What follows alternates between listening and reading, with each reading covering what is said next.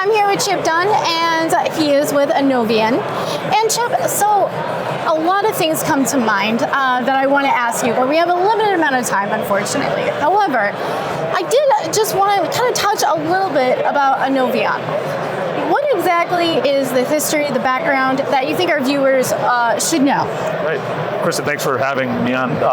Anovion is working on building out production capacity in North America to make synthetic graphite. Synthetic graphite is a really important part of the lithium-ion battery.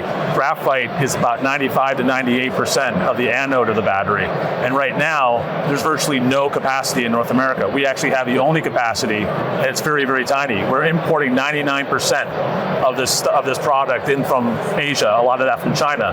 And so our mission now is to really expand our very modest footprint and build out that capacity to support everyone that you're seeing here at the battery show in building out this massive shift to lithium-ion battery technologies for electric vehicles and other applications. And I hear that you guys are expanding? Yeah. Can you talk a little bit Absolutely, about that? Yeah, we're really excited. So right now we have, as I mentioned, a modest footprint outside Niagara Falls and in West Virginia, but we're building now, or will be building in the next few months, a project down in Georgia, down southwestern Georgia, that's going to be, in our language, 40,000 tons of capacity, which is about a little bit over $800 million project. So it's a pretty substantial amount. We'll have the largest capacity in the Western Hemisphere, and certainly the largest in North America, to help support, again, this growing need for batteries in North America.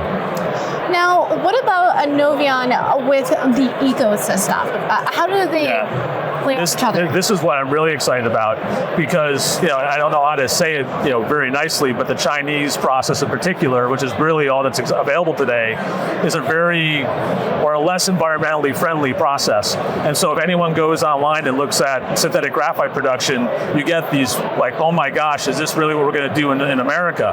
And we're actually trying to do a very different methodology, same basic underlying technology, but really using our expertise from across our team that has, averaging probably 40 years of experience, and using that bandwidth, that team, and that experience to really grow in North America with a more environmentally friendly footprint. So we think, for example, that we could reduce our carbon footprint versus the Chinese incumbent process by at least 60% day one, and maybe as much as 100% over time. So we have this ambition to be a carbon-free business, which for a manufacturing business, a production-based business like us, is nearly unheard of. Is there anything else that you would like our viewers to know about either the company or the EV industry? Well, I mean, we're really excited about what we're building. We were fortunate enough to get awarded a grant last fall from the U.S. Department of Energy of $117 million for Meaningful. That's helping us grow the business, obviously. But we also are going to be investing, $800 million and creating some great jobs in southwestern Georgia. That's going to be the first of 3 facilities, and we'll pick other parts of the country, Midwest, Southeast, otherwise. And we're really excited about bringing in American jobs and reshoring, a lot of this technology, because at the end of the day, this energy transition is as much about national security as it is about energy security. All right, Chip, well, thank you so much. And thank you so much for joining us. And for more, head to autonews.com.